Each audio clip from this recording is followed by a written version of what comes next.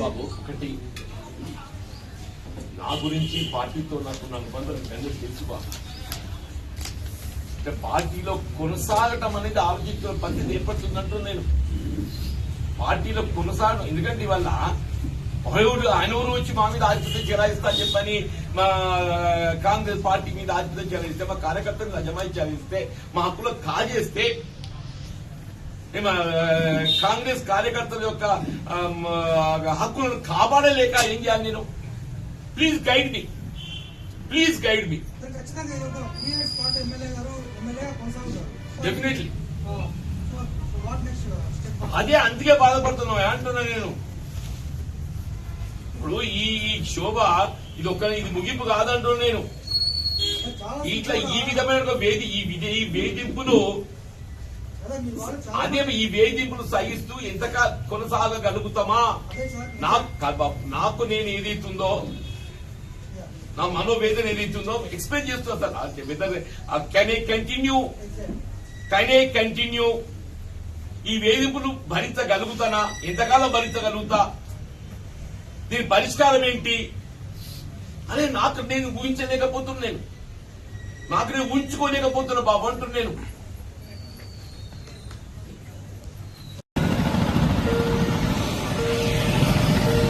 Municipality Congress వశమైందని, జెండా ఎగిరిందని చెప్పి సంబరపడమంటారా? మళ్ళా అదే కొత్త సీసాలో పాత సారా,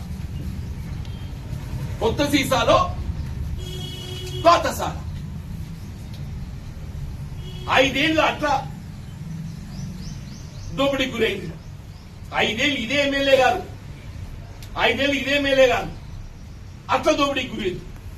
16 మంది కమిషన్లు బదిలీ అయ్యారు. 8 మంది ఉద్యోగస్తులు జైలు పాలైండు. మా మిత్రుడు ఏమన్నా చౌకరావు గారు పేరు చెప్తారండి నాకు తెలుసు. నేను అదే చౌకరావు గారి ఆధ్వర్యంలో కాంగ్రెస్ పార్టీ చేరినాయా 84 డిసెంబర్లో. సరే, ఇంతవరకు కొనసాగుతుంది. ఈయన మధ్యలో 20 ఏళ్ళు ఎక్కడ వలస పోయొచ్చిండే? అంటే కాంగ్రెస్ కుటుంబం ఉంటావు కదా, మరి నడవ 20 ఏళ్ళు ఎక్కడ బతకవేనవు? నడమ 20 ఏళ్ళు ఎక్కడ బతకవేను అని చెప్పి అంటున్నా.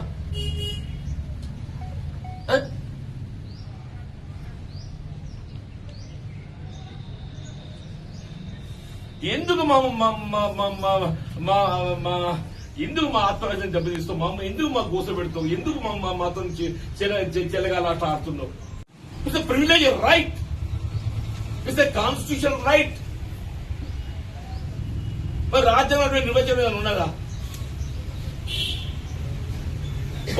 ఒక రాజకీయ పార్టీకి వెళ్ళి ఎంపికై ఆ పార్టీలో కొనసాగుతూ ఇంకో రాజకీయ పార్టీతోని మరి దాన్ని ఏమో నాకు తెలుస్తలేదా? వాళ్ళు అంత పెద్ద వ్యవహారాలను చిత్యం చేసుకుని నువ్వు ఆధిపత్యం చేయాలని చూస్తే అది ఏమన్నట్టు? What it is?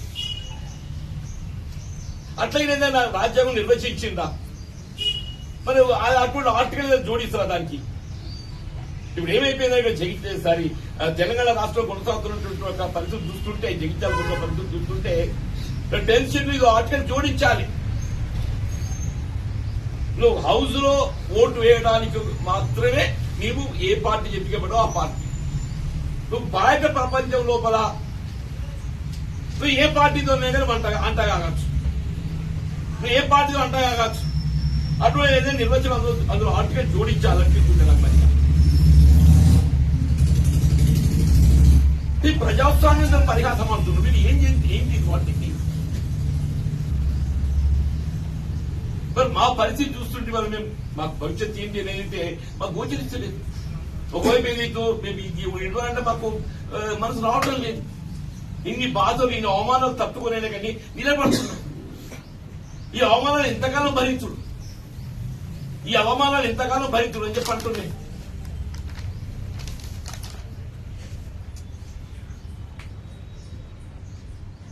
నేను మొన్నే పేర్కొన్నాను, దయచేసి మా విముక్తి కలిగించవా, మా స్వేచ్ఛ ప్రసాదించమని ఇక్కడెక్కడ మాట్లాడి చెప్పాను. మా స్వేచ్ఛ ప్రసాదించమని చెప్పానని నేను కాంగ్రెస్ పార్టీ అధిష్టానం కూడా అదే చెప్పాను. I discussed only about the chairperson, not anything else, not anything else.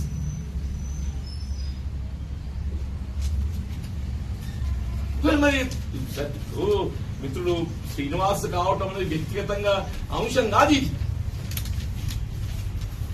20 తారీఖు నాడు ఏదైతుందో ఎమ్మెల్యే గారితో కలిసిందట, 25 నాడు ఏదో మరి నామినేషన్ ఇన్విటేషన్ తెలియదు, 28, 29, 30 తెలియదు. ఇప్పుడు ఆయన చెక్ కుర్చీలో కూర్చున్నాడు. మరి ఈయన గారికి ఏం అనుబంధం, ఏ రుణం తీసుకుంటున్నా ఏదో మాకు తెలియదా? మమ్మల్ని బలి పెడుతున్నావు కదా, నువ్వు మమ్మల్ని బలి పెడుతున్నావు కదా అంటున్నాయి అనేది. అదే కాపువర్గం చేద్దాం కూడా పాపం యూత్ కాంగ్రెస్ ప్రెసిడెంట్ ఉండు వీరం రాజేష్ ఏదైతే ఉందో యూత్ ప్రెసిడెంటే కాపు సామాజిక వర్గానికి చెందినట్టు పూర్తిగా ఇండిపెండెంట్ పెట్టి ఆయన ఓటమి పాలైండే. వీరం రాజేష్ ఏదైతుందో యూత్ ప్రెసిడెంట్, జిల్లా యూత్ ప్రెసిడెంట్. వాడికి వెళ్తే ఎక్కడ పోటీ వస్తాడు అనుకోవడం మరి ఏమనుకుంటుంది నాకు తెలియదు. యూత్ కోటాకి అత్తమే అనుకోవడం ఏంటో తెలియదు. ఆయనకి ఇండిపెండెంట్ పోటీ పెట్టేది అవుతుందో ఆయన ఫైనాన్స్ చేసి ఏ బాబా బీరం రాసి ఓటమి కారకుడు అయిందని చెప్పి అది బాబా అది పార్టీ ఫిర్యాదుకు సంబంధించినటువంటి ఒక షెడ్యూల్ అందులో పెట్టబడి అందులో కింద కొత్త నిర్వచనం ఉందో అని తెలుస్తలేదు. ఒకవైపు ఏదైతుందో స్పీకర్ గారు బీఆర్ఎస్ పార్టీ అంటారు, మరి బయట వచ్చేది అవుతుందో కాంగ్రెస్ పార్టీ అంతర్గత వ్యవహారాలను జోక్యం చేసుకుంటూ నువ్వు అభివృద్ధి కొరకు పాటుపడు ఆయన సంతోషపడతాను. మళ్ళీ మేము కూడా ఏదైతుందో కాంగ్రెస్ పార్టీ తెలంగాణ రాష్ట్రంలో ఏదైతుందో అధికారంలో రేవంత్ రెడ్డి గారు మోడీ గారితో నేను మొన్న కూడా ఒకటి చెప్పాను.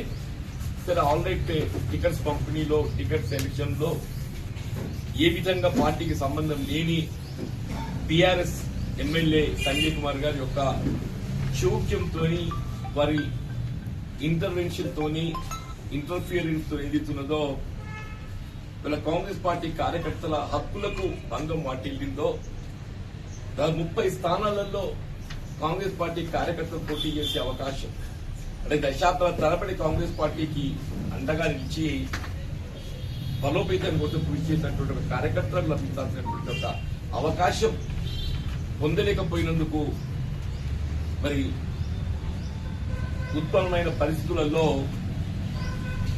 విధి లేక కొన్ని స్థానాలలో పార్టీ అభ్యర్థులకు వ్యతిరేకంగా నిలిచి స్వతంత్రులుగానైనా కానీ ఏదైతుందో పోటీ చేయటం అందులో కొంత ఫలితాలు కూడా మనం గమనించడం చెప్పండి.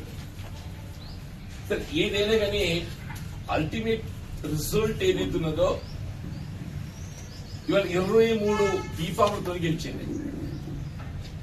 14 ఎమ్మెల్యే గారు ప్రతిపాదించినటువంటి ఒక కౌన్సిలర్స్ అయితే 9 మంది ఏదైతుందో ఇవాళ కాంగ్రెస్ పార్టీ ప్రతిపాదన మేరకు గెలిచినటువంటి వారైనా కానీ రమేష్ 20 కాంగ్రెస్ బీఫామ్ పై గెలిచినటువంటి వారు అంటే కాంగ్రెస్ బీఫామ్ అనే పదం ఎందుకు చెప్తున్నారంటే కాంగ్రెస్ పార్టీ విప్పుకు కట్టుబడి ఉండేటువంటి ఒక అవకాశం పరిస్థితి ఉన్నటువంటి వాళ్ళు 23 మంది గెలిచింది.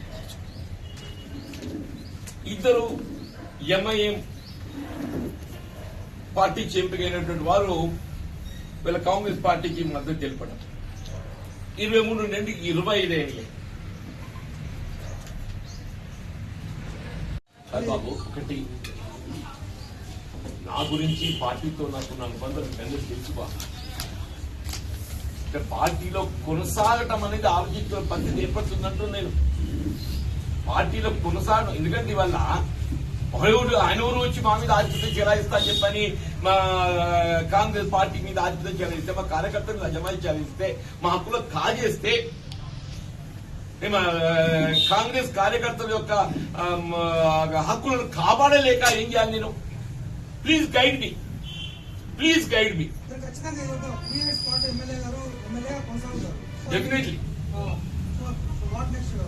అదే అందుకే బాధపడుతున్నాం అంటున్నా నేను. ఇప్పుడు ఈ శోభ ఇది ముగింపు కాదంటున్నా నేను. ఇట్లా ఈ విధమైన ఈ వేధింపులు అదే ఈ వేధింపులు సహిస్తూ ఎంతగా కొనసాగగలుగుతామా? నాకు నేను ఏదైతుందో నా మనోవేదన ఏదైతుందో ఎక్స్ప్లెయిన్ చేస్తున్నా sir. Whether can I continue ఈ వేధింపులు భరించగలుగుతానా, ఎంతకాలం భరించగలుగుతా, దీని పరిష్కారం ఏంటి అనే నాకు నేను ఊహించలేకపోతున్నాను, నాకు నేను ఊహించుకోలేకపోతున్నా బాబు అంటున్నాను.